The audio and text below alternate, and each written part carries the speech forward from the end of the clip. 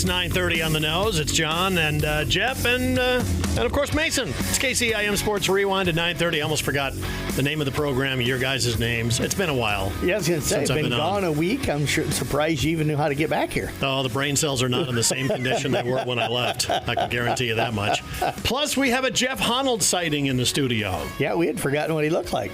And you went early, so I have officially screwed up the show just being back in here. So. All right. I'm more than willing to let you take the fall on this one. All right, I'll take All right, so he's here like a censor. He's going to... Yeah. We can't pick on him if we're face-to-face. We can. We're not that brave. I mean, for one, he's wearing that ugly shirt, but, Yeah, the old Iowa Hawkeye shirt he's come rolling in. I had to deal with him on Saturday, and when you can't leave when you're stuck with him, it's the worst feeling in the world.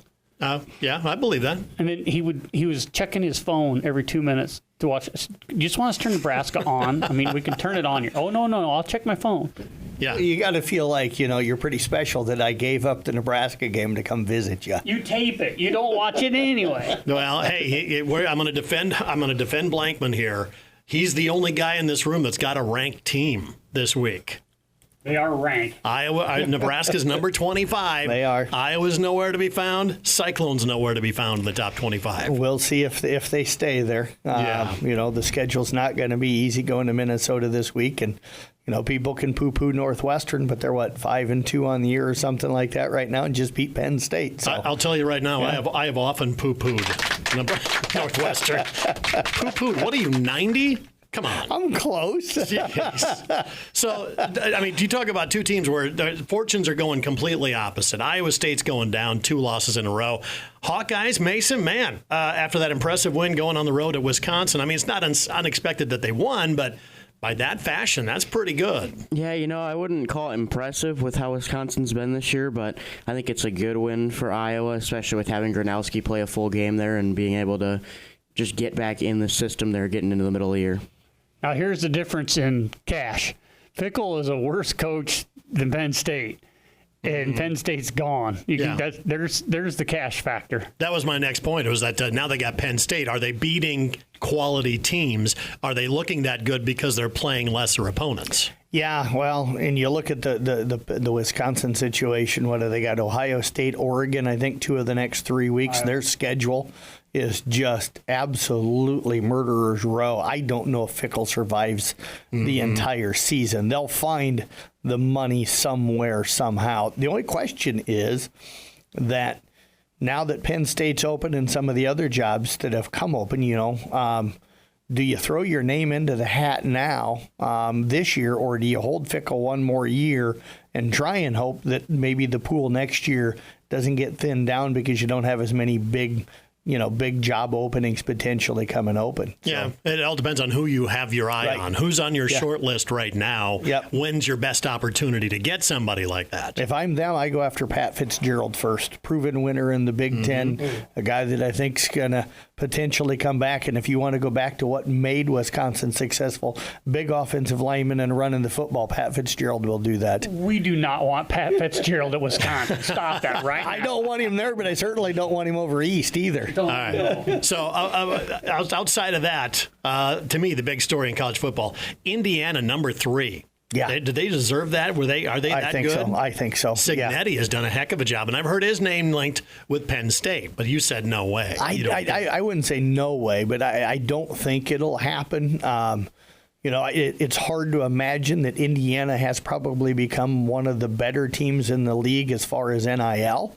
I would have never thought it. They have poured a ton of money into their football program here in the last few years. They've discovered that money wins. Yes, and if you're him, do you stay at Indiana where you've become a god? I mean, he's a savior to a program that's been awful. Yeah. And there's no pressure on him. If they would slip and become a mediocre team, I even after a few years of being successful, I don't think they get rid of him. If you go to Penn State and don't win right away, I think they dump him and they move on. So why would you take the pressure cooker when right now Indiana might be financially wise as good a job as Penn State when it comes to NIL and the amount of money that's in that program? Yeah. Cignetti did it the way Deion Sanders did, Mason. I mean, just bring in transfers all over the place. But I think Cignetti's team is built to last beyond maybe what Deion did at Colorado. Yeah, I know Deion brought his guys from Jackson State and said, And his son, yeah. he said, I like these guys. We're going to roll with them. But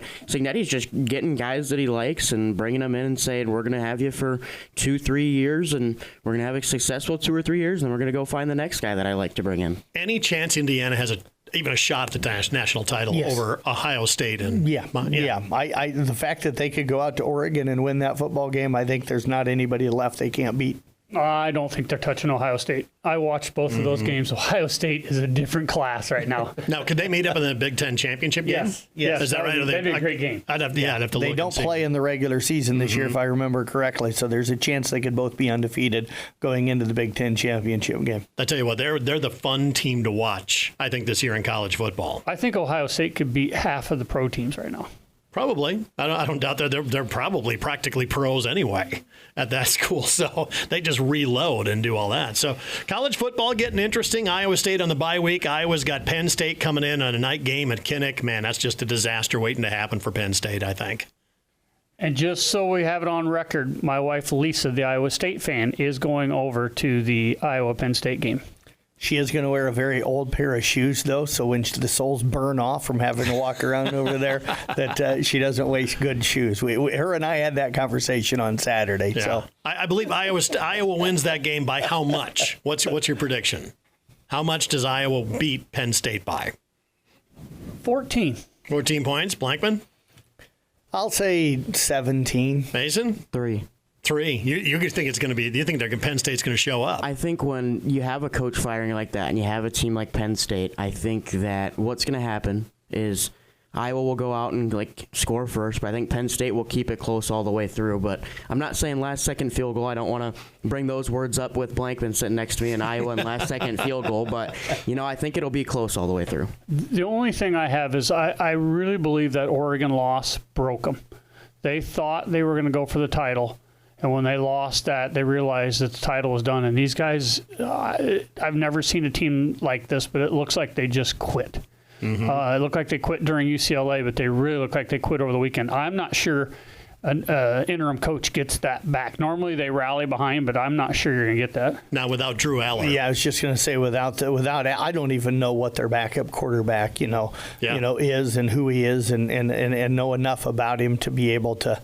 I think he took a couple of snaps in the Northwestern game, and that might be the first time he's played in 3 years, if I remember correctly. Arch Manning might be available next year. Hey, he just led them to a win over Oklahoma. He's now on a higher level down there in Texas. What are they, 3-3 now? Yeah, I think 3-3, but no, actually they're 4-2 because they jumped back into the rankings. Okay, yep. They're back in there. So, also one thing that just absolutely blew my mind yesterday: Iowa State men's basketball tips off this Friday. Exhibition game against Creighton. Mm-hmm. If you can believe early. I know it is October 17th. Yeah. They're going to be doing that. Their first game, I think, is the 26th. But isn't that crazy that college basketball is going to be starting you're up? You're scaring me because now it reminds me we're about 5 weeks away from high school stuff starting. Mm-hmm. I was talking to one of the doctors or nurses. Everything's kind of cloudy from the weekend, but I think it's all those pain medications. It was good pain meds. Shout out to St. Anthony. Pharmacy department. Woo. Yeah, they're my faves. But we were talking about Lipsy being injured, and I think this might actually be the best thing for that kid. He's one of those guys that goes 110 mile an hour and just it's kind of like that engine. You can't have it floored all the time. Something's going to break. If they can hold him out and keep him rested till Christmas, he might actually be healthy in the spring and they can make a run because he's always so beat up by the time they get into the spring that he can't do anything. So this might be the best thing for him. TJ's got to pace him a little bit and all that stuff. So they come in ranked number 16 in the country. There's 4 other Big 12 teams ahead of them. But really, Ben McCollum at Iowa, I think that's going to be the team to watch this season, Mason. Yeah, no, I met the guy over at the iClub banquet, and he's just such a nice guy. I mean, I went up and talked to him, and he instantly was just like, hey, come here, we can talk and whatever. And then when he talks about what he wants to do with Iowa, it just seems like, he's a guy that comes in and says, I want to do this, and I have plans for it. So it seems like he's got the guys ready to go and bought in on what he wants to do with the program. Purdue and Michigan seem to be the known quantities in the Big Ten.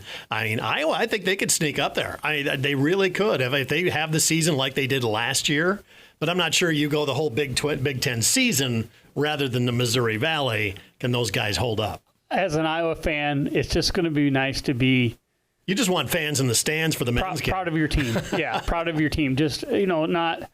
You're tired of all the showmanship. I just want something. I want a product out there that I can watch. Mm-hmm. So he's going to get a pass for 2, 3, 4 years, but I think you're going to see improvement quickly. I think you will too. I think they're going to be a fun team to watch for this season. So we got to get on to local sports here. I thought of this the other day, and I thought I'm going to have you guys do this. I want you to rank the teams of the fall season, regardless of sport. So you got like ESAC cross country, you got Kemper football, you got Kemper volleyball, you got Audubon football.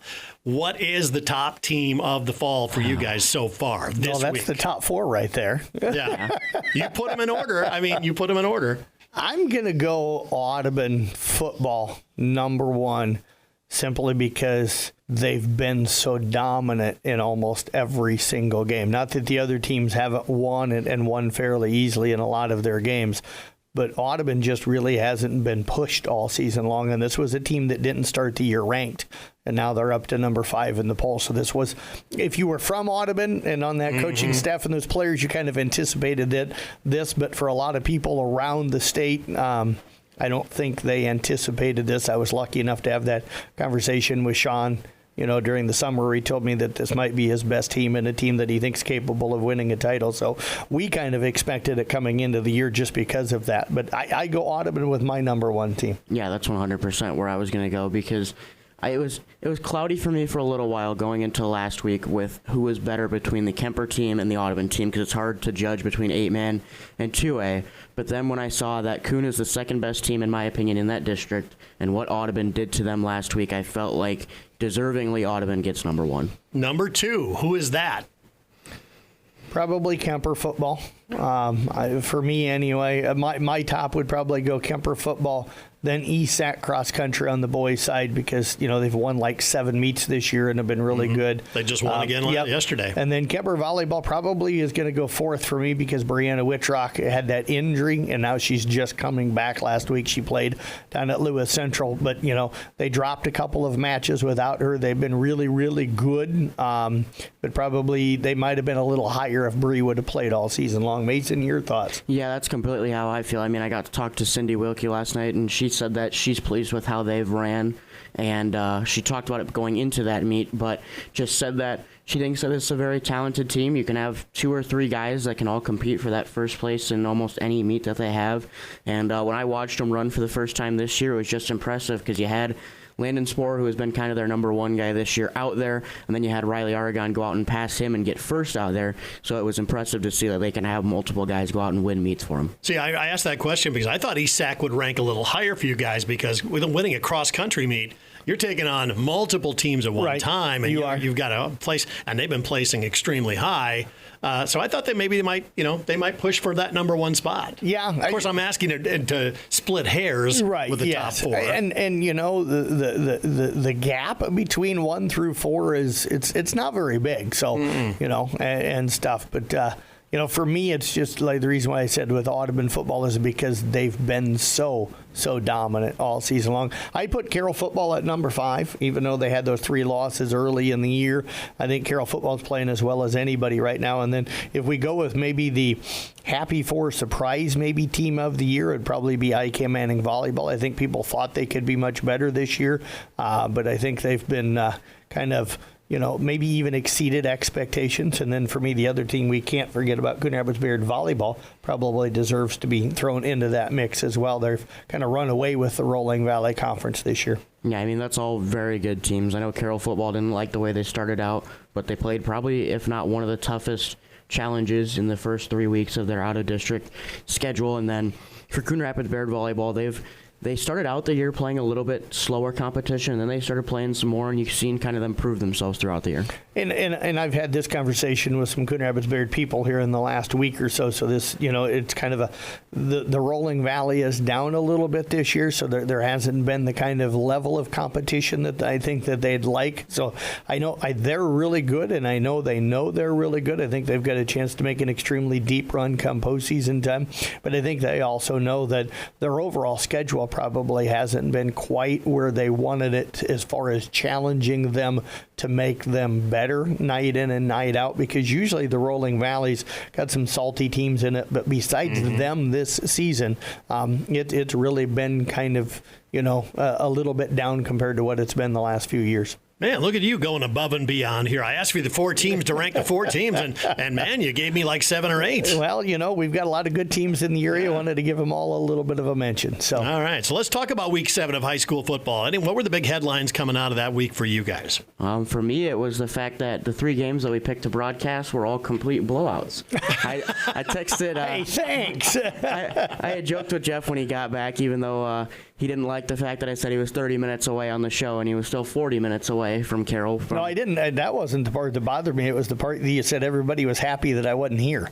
Well, it gave us a little bit of a break. But yeah, we're sitting in here, and I'm listening, and I'm like, oh, Carroll scored an 80-yard touchdown to open the game with probably 8 seconds off the board is what Nick said. And then I go listen to Jeff's game, and he's like, Kemper scored a touchdown. And then I go over and sit in KKRO for a minute to listen to Audubon Kuhn, and it's just touchdown here, touchdown there, touchdown. It was like 14-14 at one point. I think they scored a combined 30 points maybe in the first 4 minutes of that game between Kuhn and Audubon. I think Sean told me this morning that they had, I think it was no more than 4 plays on each drive that they've scored. Yeah. So it was just completely it was get like the ball and go. 24-8 or something like that, if I remember right. It was still 9 minutes to go in the first quarter. Whoa. It was like 60-something to 14 at halftime. And I was like, that's just surprising. Yeah.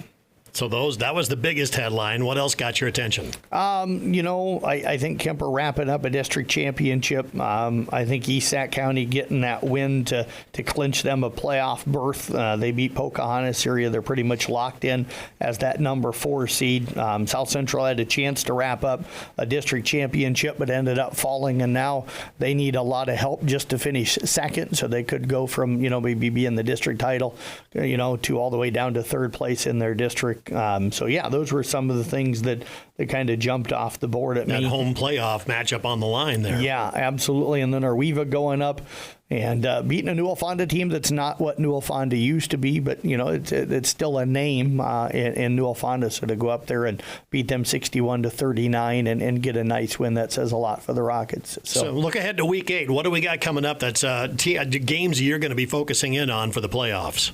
That Kemper game, that's probably the biggest one there. Kemper hosting Okoboji. It's a matchup between the number 1 ranked team in that class and the number 3 ranked team in that class. Some of the stuff I've heard is that a lot of people think that Okoboji is kind of not the number 3 team, but Okoboji's had some really kind of scare games that they've had. They've won almost all their games that were in that district by 1 score or a couple points here and there. I had a little time on my hands and was getting woke up by 2 a.m. for this and that. And the Okoboji OABCIG game was on TV. So with enough medication, I stood there and watched it. Okoboji's not going to push Kemper. I'm going to tell you right now, Kemper, if it comes out, if they want to play, they will take care of Okoboji. I watched the entire game, and it was not impressive. So I think Kemper's got this one pretty easily. Okoboji's been good defensively this year, but has really struggled to score a lot of points. And I think their defense will do okay against Kemper, but Kemper's just got so many weapons on the offensive side of the ball. I just don't know if Okoboji can score enough. Now, anything can happen. I mean, they're undefeated. They're a good ball club. But if you look at it and you just look at their district matchups, they've squeezed by almost everybody in the district. Those same teams have been blown out by Kemper. So you got to feel like Kemper's a heady favorite.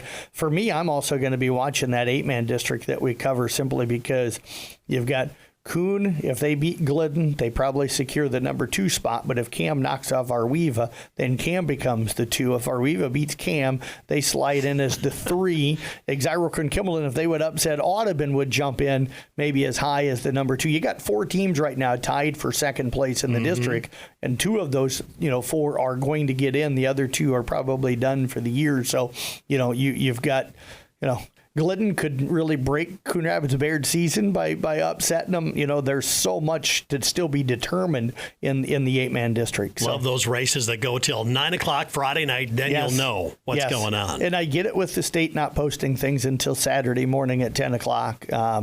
But, man, I kind of miss the days of being here till 2:30, 3 o'clock in the morning waiting for the pairings to come out because it's hard to sit around until 10 o'clock in the morning. The other thing that it makes it difficult is we got the Rolling Valley Conference volleyball tournament going over in Dunlap on Saturday, and it's going to be difficult getting over there to be able to watch our 5 area schools because by the time the pairings come out, you get a hold of all of the ADs and coaches that you're coming to cover them. You don't leave here till 11 o'clock, 11:30, and then it's 12:30, 1 o'clock by the time you get over there. So it destroys your day of doing other things when you got to wait till 10 o'clock in the morning for the pairings to come out. So the Titans, South Central Calhoun, they travel to Pocahontas area. Yep. They come out with a win. They should be the number 2 seed. They're the 3 seed. If I remember correctly, and don't quote me on the figures, ESAC needs to knock off Emmitsburg and by a certain amount of points for them to pass Emmitsburg for second in the district. So, So it can happen, but like I said, they're going to need some help. So they beat Pokey, they're guaranteed the 3 seed.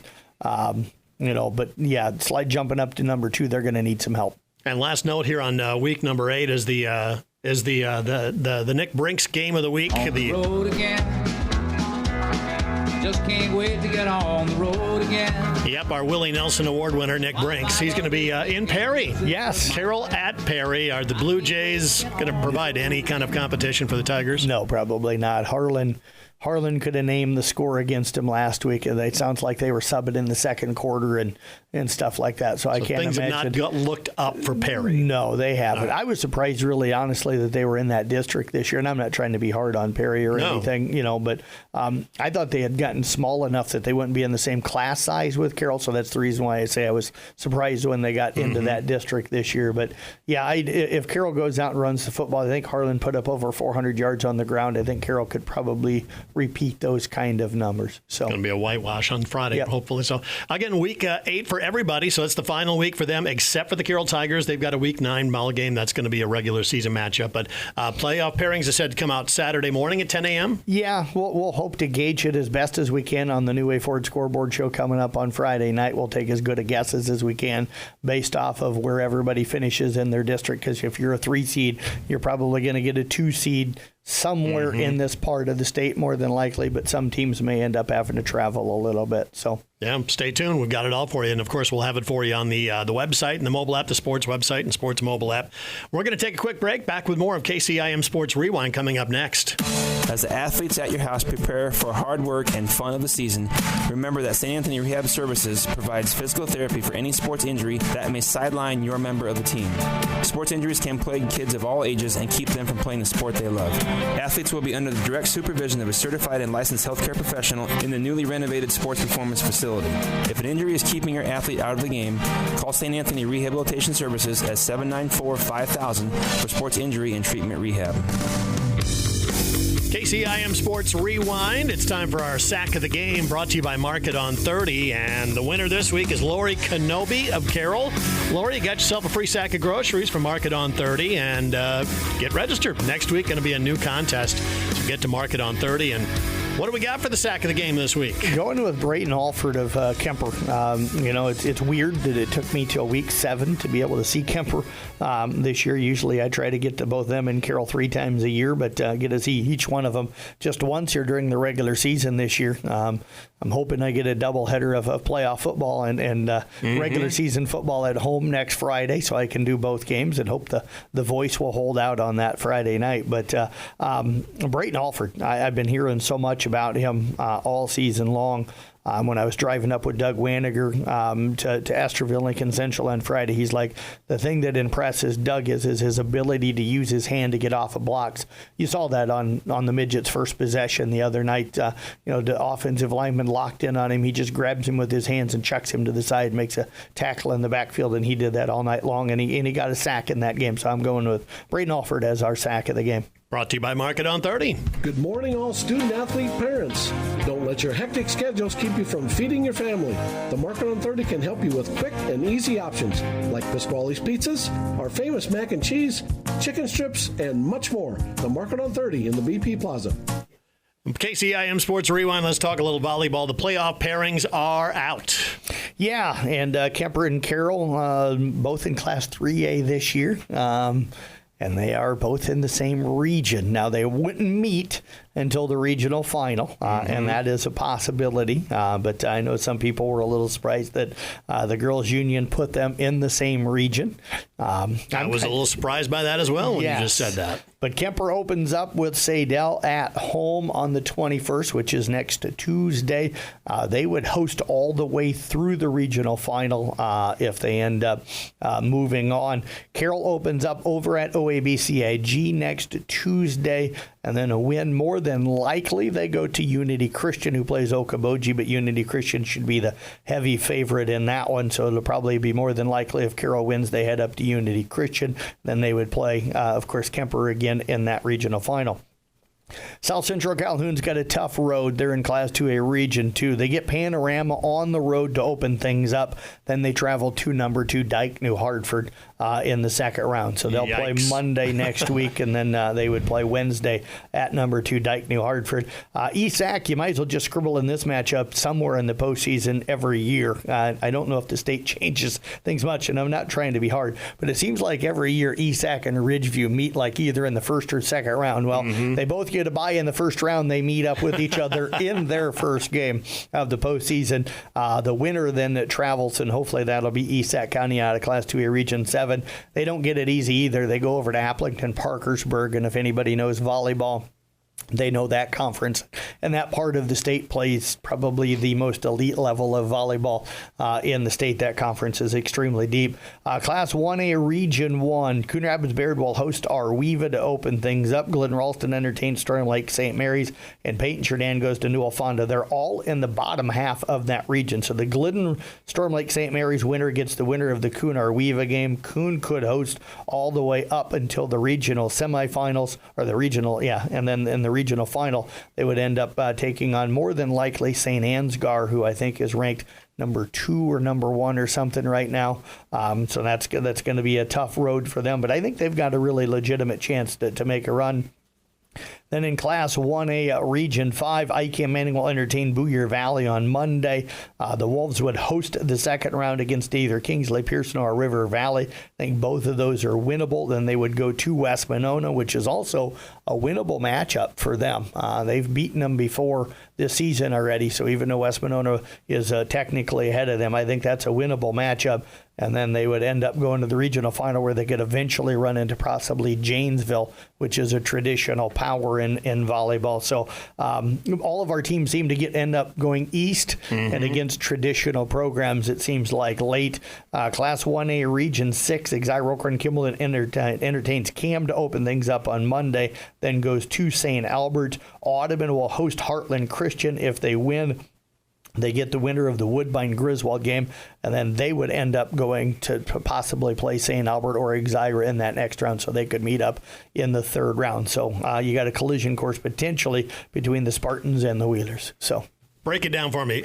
Reader's Digest version. You just ran through all the possibilities. Yes. Kemper's the known team. Kemper should make state. I think ICAM Manning can make a run. I think they can get to a regional final. I think Coon can get to a regional final. I think Audubon can get to a regional semifinal or so, where they would meet up with St. Albert.